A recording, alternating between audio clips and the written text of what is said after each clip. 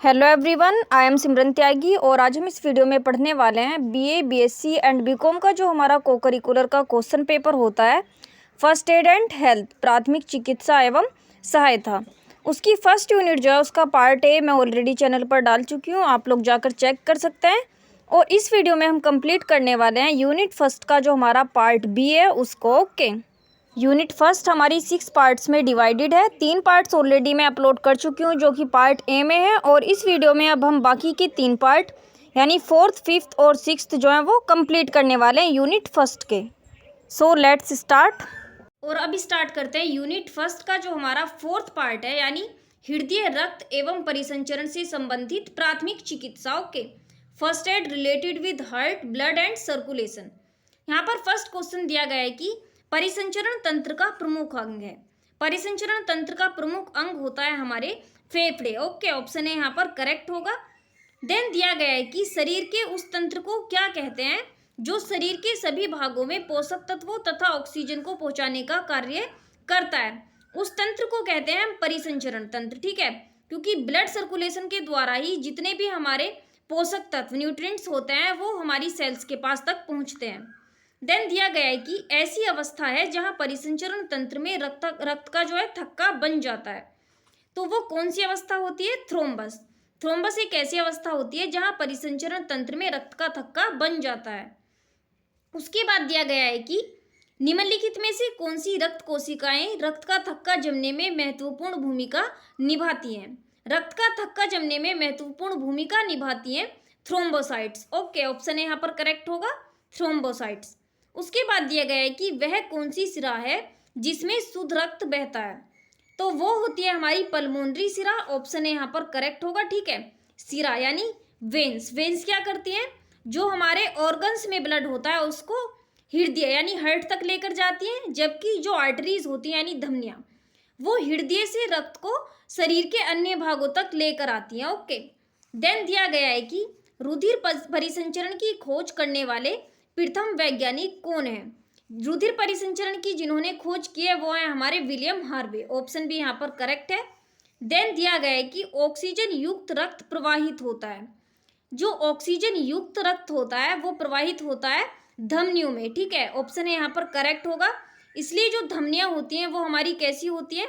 थोड़े पिंक से कलर की। ओके, और जो वेन्स होती हैं हमारी यानी सिराएं, एकदम डीऑक्सीजनेटेड ब्लड बहता है उसमें, जिस कारण वो कैसी दिखती है? थोड़ी हमें ब्लू कलर की। ओके, देन दिया गया है कि निम्नलिखित में से किसकी कमी के कारण सीरम रक्त से भिन्न होता है?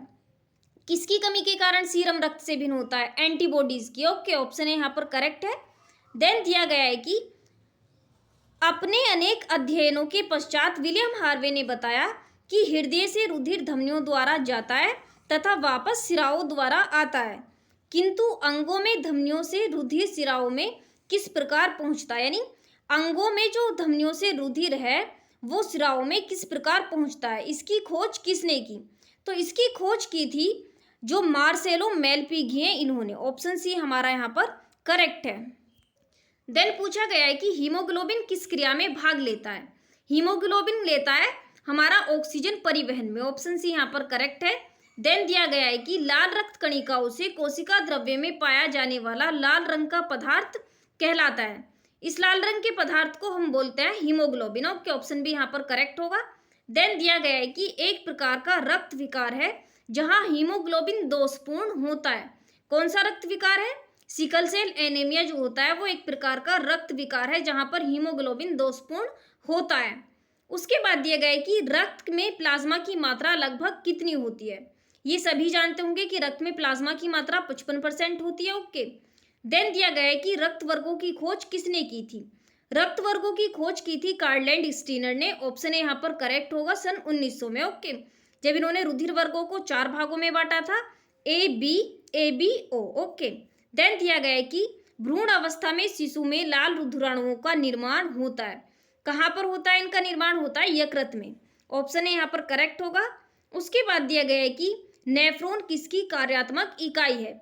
जो नेफ्रॉन होता है वो किडनी की कार्यात्मक इकाई होती है। ऑप्शन भी यहाँ पर करेक्ट होगा। देन दिया गया है कि रक्त प्लाज्मा में पाए जाते हैं। रक्त प्लाज्मा में क्या पाए जाते हैं? लाल रुधिराणु, श्वेत रुधिराणु और रक्त प्लेट्स, ये सभी पाए जाते हैं। ऑप्शन डी यहाँ पर करेक्ट होगा। देन दिया गया है कि रक्त का थक्का बनाने वाले प्रोटीन है। रक्त का थक्का बनाने वाले प्रोटीन है हमारे फाइब्रिनोजन। ओके, ऑप्शन बी यहाँ पर करेक्ट होगा। देन दिया गया है कि श्वेत रुधिर कणिकाओं का कार्य है। श्वेत रुधिर कणिकाओं का कार्य होता है हमारा रोगाणुओं से शरीर की रक्षा करना। ओके, ऑप्शन जो डी है यहाँ पर वो करेक्ट होगा। देन दिया गया है कि मानव शरीर में लीवर कहाँ स्थित होता है। जो मानव शरीर होता है उसमें लीवर उदर गुहा के ऊपर स्थित होता है। ऑप्शन डी यहाँ पर हमारा करेक्ट होगा। ओके, यानी यकृत। देन 21 पर पूछा है कि हृदय की संरचना है। हृदय की संरचना कैसी होती है? खोखली, शंक्वाकार और 4 कोष्ठीय व पेशीय। ठीक है, ये सभी यहाँ पर करेक्ट होगा। देन क्वेश्चन नंबर 22 पर दिया गया है कि वक्ष गुटिका में दोनों फुफ्फुसों के बीच के अवकाश में स्थित होता है हृदय। ओके, ऑप्शन यहाँ पर करेक्ट है। देन दिया है कि किसकी माप बंद मुट्ठी के समान होती है। तो हृदय की जो माप होती है वो बंद मुट्ठी के समान होती है। ऑप्शन यहाँ पर करेक्ट होगा। उसके बाद दिया है कि मानव हृदय एक दोहरे तंतुमय थैले में बंद रहता है जिसको कहते हैं हम अंतरालिंद। ऑप्शन भी यहाँ पर करेक्ट होगा। देन दिया गया है कि एल्बुमिन रक्त सीरम में सबसे महत्वपूर्ण प्रोटीन है और इसका निर्माण निम्न में से किसके द्वारा किया जाता है? इसका निर्माण किया जाता है जिगर के द्वारा। ऑप्शन सी यहाँ पर करेक्ट है। देन दिया गया है कि रुधिर संचरण की क्रिया को संपादित करते हैं। रुधिर संचरण की क्रिया को संपादित करते हैं हृदय, रुधिर और रुधिर वाहिनियां। ऑप्शन डी यहाँ पर करेक्ट होगा, ये सभी। उसके बाद दिया गया है कि सार्वभौम दाता कौन सा रक्त समूह है? सार्वभौम दाता होता है हमारा ओ रक्त समूह। ठीक है, ऑप्शन जो सी है यहाँ पर वो करेक्ट होगा, यानी universal donor. And universal receiver होता है हमारा ए बी। जो यूनिवर्सल डोनर है वो किसी को भी दे सकता है, यानी ओ, और जो रिसीवर होता है यानी ए बी वो किसी से भी ले सकता है ब्लड। देन दिया गया है कि किसमें तंतुओं का अभाव होता है परंतु थक्के जमते समय तंतु बन जाते हैं? तो तंतुओं का अभाव होता है प्लाज्मा में, लेकिन जब थक्के बनते हैं उस समय तंतु बन जाते हैं। देन दिया गया है कि प्लाज्मा है। प्लाज्मा क्या होता है? प्लाज्मा होता है हमारा आधारभूत एक पदार्थ होता है जो कि हल्के पीले रंग का द्रव है और ये मैट्रिक्स बनाने वाला द्रव होता है। ऑप्शन डी यहाँ पर करेक्ट होगा, ये सभी। उसके बाद दिया गया है कि स्वस्थ शरीर में हीमोग्लोबिन का स्तर लगभग होता है। हीमोग्लोबिन का स्तर होता है 12 से 16 ग्राम पर DL। ओके, ऑप्शन यहाँ पर करेक्ट होगा। देन दिया गया है कि सीने का दर्द होता है। जो सीने का दर्द होता है वो अत्यधिक तीव्र भी हो सकता है और हल्का हल्का भी हो सकता है, यानी दोनों प्रकार का हो सकता है। ऑप्शन सी यहाँ पर करेक्ट होगा। उसके बाद दिया गया है कि सीने में दर्द होने पर कौन से लक्षण देखने को मिलते हैं? सीने में दर्द होने पर हमें गहरी सांस लेने व खांसने में तीव्र दर्द होता है, काफी देर तक दर्द का बना रहना, ठीक है, और दर्द हल्के से तेज की ओर बढ़ता हुआ होता है। ऑप्शन डी यहाँ पर करेक्ट होगा, उपयुक्त सभी। उसके बाद दिया है कि सीने में दर्द अक्सर रोग से जुड़ा रहता है। कौन से रोग से जुड़ा रहता है सीने में दर्द? हृदय रोग से। ऑप्शन यहाँ पर करेक्ट है। देन दिया है कि सीने में दर्द होने पर चिकित्सक कौन सा परीक्षण करता है? सीने में दर्द होने पर जो चिकित्सक परीक्षण करता है वो होते हैं इकोकार्डियोग्राम भी करता है, सिटी स्कैन भी एंड एंजियोग्राम भी। ऑप्शन डी यहाँ पर करेक्ट होगा, ये सभी। उसके बाद दिया गया है कि आघात के कारण खून की गंभीर हानि को क्या कहते हैं? आघात के कारण जो खून की गंभीर हानि होती है उसको बोलते हैं हम रक्तस्राव। ऑप्शन यहाँ पर करेक्ट है। देन 36 पर दिया गया है कि धमनी से निकला रक्त, धमनी से जो निकला रक्त होता है वो कैसा होता है? चमकीला लाल होता है, ठीक है, और झटके के साथ बाहर निकलता है। ऑप्शन सी यहाँ पर करेक्ट होगा, ए एवं बी दोनों। देन दिया गया है कि केशिका यानी कैपिलरी सूक्ष्म रक्तस्राव प्राय है। प्राय क्या होता है? कोशिकाओं से होता है, धीरे धीरे टपकता है और चमकीला लाल होता है। ऑप्शन डी यहाँ पर करेक्ट होगा। उसके बाद दिया गया है कि हीमोग्लोबिन इनमें से किसमें मौजूद होता है? हीमोग्लोबिन मौजूद होता है आरबीसी में। ओके, ऑप्शन यहाँ पर करेक्ट होगा, जबकि डब्ल्यूबीसी में नहीं होता है। उसके बाद दिया गया है कि विश्व मलेरिया दिवस हर वर्ष मनाया जाता है। हर वर्ष मनाया जाता है 25 अप्रैल को। ऑप्शन यहाँ पर करेक्ट होगा। और अब देखते हैं हम अपना जो यूनिट फर्स्ट का पार्ट 5 है उसको। ओके, और यूनिट जो हमारा फर्स्ट का 5th पार्ट है वो है घाव व चोटों से संबंधित प्राथमिक चिकित्सा, यानी first aid related with wounds and injuries. First question यहाँ पर दिया गया है कि आंतरिक रक्तस्राव को कम करने के लिए कौन सा प्राथमिक उपचार किया जाता है?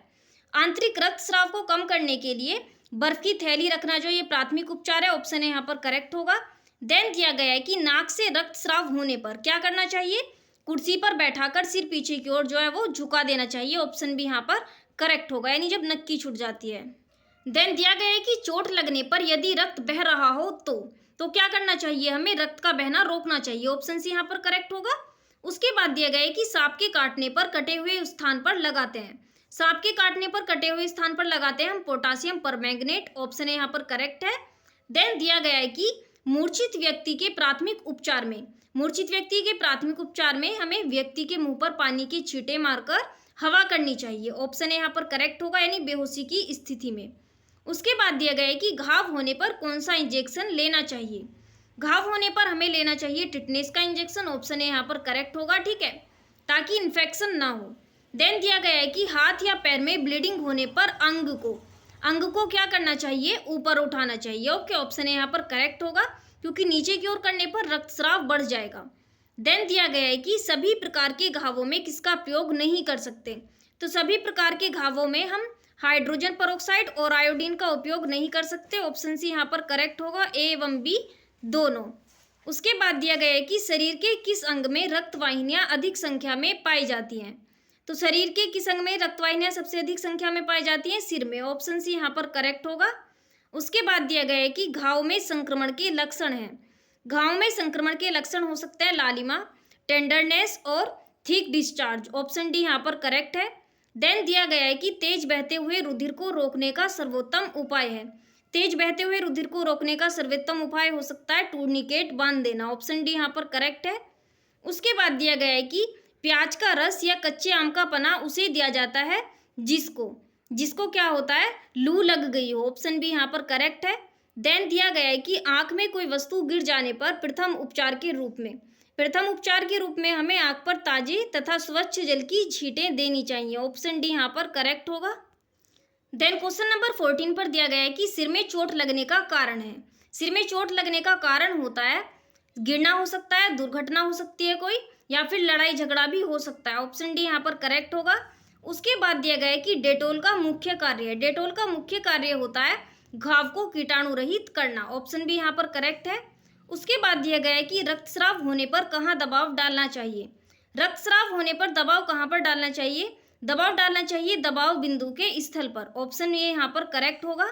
उसके बाद दिया गया है कि घर्षण में रक्तस्राव होता है, घर्षण में रक्तस्राव जो होता है वो न्यूनतम होता है। ऑप्शन सी यहाँ पर करेक्ट होगा। देन दिया गया है कि दर्दनाक घर्षण में किसका प्रयोग किया जाता है, दर्दनाक घर्षण में लिडोकेन एंड बेंजोकेन दोनों का उपयोग किया जाता है। ऑप्शन सी यहाँ पर करेक्ट होगा, ए एवं बी दोनों। उसके बाद दिया गया है कि वह घर्षण जो त्वचा की सभी परतों को हटा देता है उसे कहते हैं, उसको कहते हैं हम उभार। ऑप्शन ए यहाँ पर करेक्ट होगा। देन दिया गया है कि छाती की चोट में सम्मिलित है, इसमें सम्मिलित होते हैं पसली का टूटना, घर्षण हो सकता है, या फिर फेफड़ों या दिल की क्षति हो सकती है। ऑप्शन डी यहाँ पर करेक्ट होगा, ये सभी। उसके बाद दिया गया है कि सिर की गंभीर चोट के कारण है, सिर की गंभीर चोट के कारण हो सकते हैं तीव्र सिरदर्द या फिर चक्कर, जी मिचलाना, घबराहट, ठीक है, और दिमागी सनसनी या फिर भ्रम, ये सभी हो सकते हैं। ऑप्शन डी यहाँ पर करेक्ट है। देन दिया गया है कि खुली चोट पर क्या लगाया जाता है, खुली चोट पर लगाया जाता है डेटोल। ऑप्शन यहाँ पर करेक्ट होगा। देन दिया गया है कि क्षतिग्रस्त त्वचा को किससे बचाना चाहिए, जो क्षतिग्रस्त त्वचा होती है उसको हमें धूल और सीधी धूप दोनों से बचाना चाहिए। ऑप्शन ए और बी करेक्ट होंगे। उसके बाद दिया गया है कि शरीर के किस अंग की सामान्य सी चोट अन्य अंगों की चोटों से अधिक गंभीर हो सकती है, तो ये हो सकती है हमारी सिर की चोट। ऑप्शन ए यहाँ पर करेक्ट होगा। और अब सोल्व करते हैं हम अपना यूनिट फर्स्ट का लास्ट पार्ट और 6th, जो है हमारा अस्थियां, मांसपेशियां तथा संधि से संबंधित प्राथमिक चिकित्सा, यानी first aid related with bones, joints, muscles related injuries. First है यहाँ पर कि हड्डी का जो कड़ापन होता है वो किस कारण होता है, हड्डी का कड़ापन किस तत्व के कारण होता है, ये होता है कैल्शियम के कारण। ऑप्शन बी यहाँ पर करेक्ट है। देन दिया गया है कि अस्थियों का निर्माण होता है, अस्थियों का निर्माण होता है अस्थि कोशिकाओं से। ऑप्शन सी यहाँ पर करेक्ट है। देन दिया गया है कि निम्नलिखित में से कौन सा तत्व अथवा अवयव हड्डी निर्माण के लिए आवश्यक नहीं है, यहाँ पर कौन सा अवयव इसके लिए आवश्यक नहीं है, सोडियम। ऑप्शन सी यहाँ पर करेक्ट है। देन दिया गया है कि अस्थि कोशिकाओं का आकार होता है, अस्थि कोशिकाओं का आकार होता है अनियमित। ऑप्शन डी यहाँ पर करेक्ट होगा। उसके बाद दिया गया है कि पसलियाँ किससे जुड़ी होती हैं, जो पसलियाँ होती हैं वो उरास्थि से जुड़ी होती हैं, ऑप्शन बी यहाँ पर करेक्ट होगा। देन दिया गया है कि शरीर को निश्चित आकार तथा व्यवस्थित गति प्रदान करने में महत्वपूर्ण भूमिका है, तो महत्वपूर्ण भूमिका होती है कंकाल तंत्र की, ऑप्शन बी यहाँ पर करेक्ट है। उसके बाद दिया गया है कि एक वयस्क के कंकाल तंत्र में कुल कितनी अस्थियां होती हैं, तो वयस्क के कंकाल तंत्र में 206 अस्थियां पाई जाती हैं। खोपड़ी में पूछा है कि कुल कितनी अस्थियां होती हैं, खोपड़ी में पाई जाती हैं यहाँ पर हमारी 22 अस्थियां, ऑप्शन ए यहाँ पर करेक्ट होगा। देन क्वेश्चन नंबर 9 पर पूछा है कि एक वयस्क व्यक्ति की रीढ़ की हड्डी में कुल कितनी कशेरुकाएं होती हैं, तो वयस्क की रीढ़ की हड्डी में होती है हमारी 26, ऑप्शन बी यहाँ पर करेक्ट है। उसके बाद पूछा है कि बच्चे की कशेरुक दंड में कुल कितनी अस्थियां होती हैं, बच्चे की कशेरुक दंड में होती है हमारी 33, ऑप्शन बी यहाँ पर करेक्ट है। उसके बाद पूछा है कि चेहरे में कुल कितनी अस्थियां होती हैं, चेहरे में पाई जाती हैं 14 अस्थियां, ऑप्शन सी यहाँ पर करेक्ट है। उसके बाद पूछा है कि मानव शरीर में कुल कितनी पसलियां होती हैं, मानव शरीर में होती हैं हमारी यहाँ पर 24 पसलियां, ओके, ऑप्शन सी यहाँ पर करेक्ट होगा। देन दिया गया है कि मानव शरीर में मुक्त परसुकाएं यानी फ्लोटिंग रिब्स कौन सी होती हैं, तो ये होती हैं हमारी लास्ट यानी 11वीं तथा 12वीं, ऑप्शन डी यहाँ पर करेक्ट होगा। उसके बाद पूछा है कि शंख अस्थियां पाई जाती हैं, शंख अस्थियां कहाँ पर पाई जाती हैं, कपाल में, ऑप्शन सी यहाँ पर करेक्ट है। देन दिया गया है कि मानव के मस्तिष्क यानी मस्तिष्क कोश की अस्थियां परस्पर किस प्रकार की संधि से जुड़ी रहती हैं, ये जुड़ी रहती हैं हमारी अचल संधि से, ऑप्शन सी यहाँ पर करेक्ट है। देन दिया गया है कि अचल संधि शरीर में कहाँ पाई जाती है, अचल संधि कपाल में पाई जाती है, ऑप्शन सी यहाँ पर करेक्ट होगा।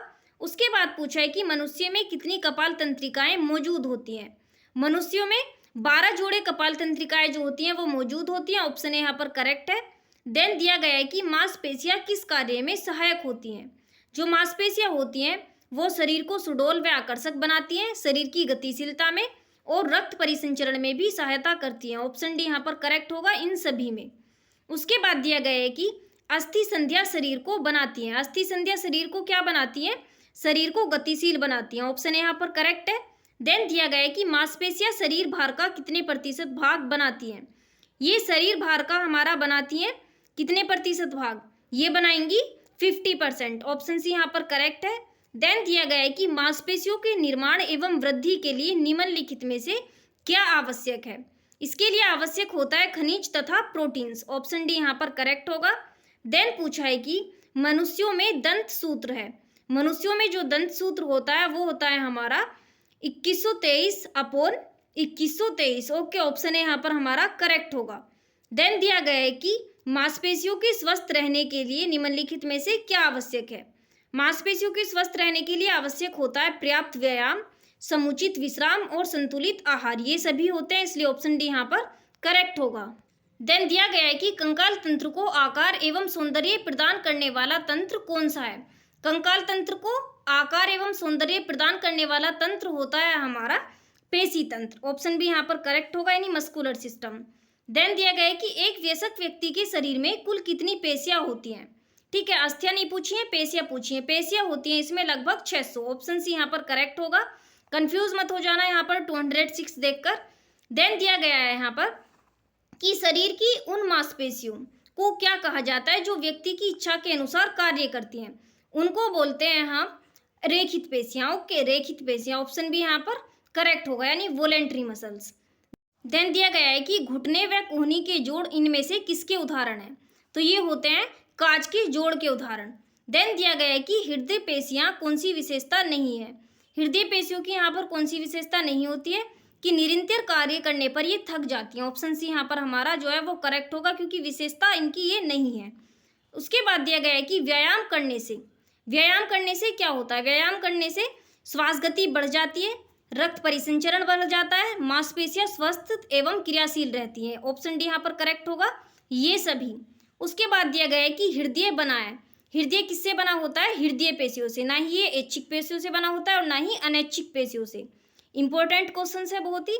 देन दिया गया है कि एक घायल को मूर्छा है, उसकी हड्डी टूट गई है तथा रुधिर भी बहुत बह रहा है, सबसे पहले क्या करना चाहिए, तो हमें सबसे पहले क्या करना होगा, रुधिर स्राव रोकने का प्रयत्न करना होगा, ऑप्शन भी यहाँ पर करेक्ट होगा। देन दिया गया है कि उन अंगों के नाम बताइए जिनमें हड्डी टूटने पर खपच्चियां नहीं बांधी जा सकती, तो उन अंगों के नाम होते हैं हमारे खोपड़ी व पसलियां, ऑप्शन यहाँ पर करेक्ट होगा। देन दिया गया है कि मनुष्य के कान में मौजूद हड्डियां हैं। मनुष्य के कान में मौजूद हड्डियां होती है malleus, incus and stapes. Okay, option यहाँ पर करेक्ट होगा। देन दिया गया है कि हड्डी टूटकर जुड़ने के बाद क्या जटिलताएं आती हैं। हड्डी टूटकर जुड़ने के बाद जटिलताएं आती हैं कि गलत जगह में जुड़ सकती है या फिर हड्डी का विकास जो है वो रुक जाता है। ऑप्शन सी यहाँ पर करेक्ट होगा, ए और बी दोनों। उसके बाद 35 पर दिया गया है कि डॉक्टर टूटी हड्डी के स्थिरीकरण के लिए क्या प्रयोग करते हैं। टूटी हड्डी के स्थिरीकरण के लिए प्रयोग करते हैं ये प्लास्टर का, धातु की प्लेट व पेंच का और इंट्रामेड्यूलरी कील का। ऑप्शन डी यहाँ पर करेक्ट है, इन सभी का। उसके बाद दिया गया है कि सबसे खतरनाक अस्थि भंजन है। सबसे खतरनाक जो अस्थि भंजन होता है वो होता है जटिल अस्थि भंजन। देन दिया गया है कि अस्थि भंजन की पहचान है। अस्थि भंजन की जो पहचान होती है वो होती है तीव्र पीड़ा होना, सूजन आ जाना, संबंधित अंग का शक्तिहीन होना। ऑप्शन डी यहाँ पर करेक्ट होगा, ये सभी। उसके बाद दिया गया है कि अस्थि भंजन का आवश्यक प्राथमिक उपचार है। अस्थि भंजन का आवश्यक प्राथमिक उपचार होता है घायल को हिलाया ना जाए, टूटे भाग पर पट्टी का प्रयोग किया जाए, चोटिल भाग को सहारा दिया जाए। ऑप्शन डी यहाँ पर करेक्ट होगा, ये सभी। उसके बाद दिया गया है कि हड्डियों के टूट जाने को कहते हैं। हड्डियों के टूट जाने को हम क्या कहते हैं, अस्थि भंजन। ऑप्शन बी यहाँ पर करेक्ट होगा। उसके बाद दिया गया है कि फ्रैक्चर हुई हड्डी को कितने हफ्तों के लिए स्थिरीकरण कर दिया जाता है। जो फ्रैक्चर हुई हड्डी है उसको हम 2 से 8 हफ्तों के लिए स्थिरीकरण कर देते हैं। ऑप्शन यहाँ पर करेक्ट है। देन दिया गया है कि हाथ या पैर की टूटी हड्डी को हिलने से रोकने के लिए किसका प्रयोग किया जा सकता है। तो इसके लिए प्रयोग किया जाता है स्लिक का या फिर स्प्लिंट का। ऑप्शन ए और बी दोनों करेक्ट होंगे, यानी सी। देन दिया गया है कि मनुष्य में दूध के दांत होते हैं। मनुष्य में दूध के दांत की संख्या होती है 20। ऑप्शन बी यहाँ पर करेक्ट होगा। देन दिया गया है कि जोड़ उतर जाने पर पहचान का लक्षण है। जोड़ उतर जाने पर पहचान का लक्षण होता है कि जो जोड़ होता है वो या तो क्या होगा, जोड़ के पास असहनीय पीड़ा हो सकती है, जोड़ का स्थिर हो जाना हो सकता है, या उतरे भाग का निष्क्रिय हो जाना। ऑप्शन डी यहाँ पर करेक्ट होगा, ये सभी। उसके बाद दिया गया है कि इंसानों में ग्रीवा कशेरुकाओं की संख्या कितनी होती है। इंसानों में ग्रीवा कशेरुकाओं की संख्या होती है 7। ऑप्शन बी यहाँ पर करेक्ट है। देन दिया गया है कि प्रभावित हड्डी या जोड़ के पास के ऊतकों को क्षति पहुंचने पर डॉक्टर क्या करता है। डॉक्टर सर्जरी करता है। ऑप्शन बी यहाँ पर हमारा करेक्ट होगा। और ये हमारी फर्स्ट एड एंड हेल्थ की जो फर्स्ट यूनिट है वो हो चुकी है कंप्लीट। सेकंड यूनिट को देखने के लिए आप लोग मेरे चैनल के साथ ज्वाइन हो सकते हैं। Thank you.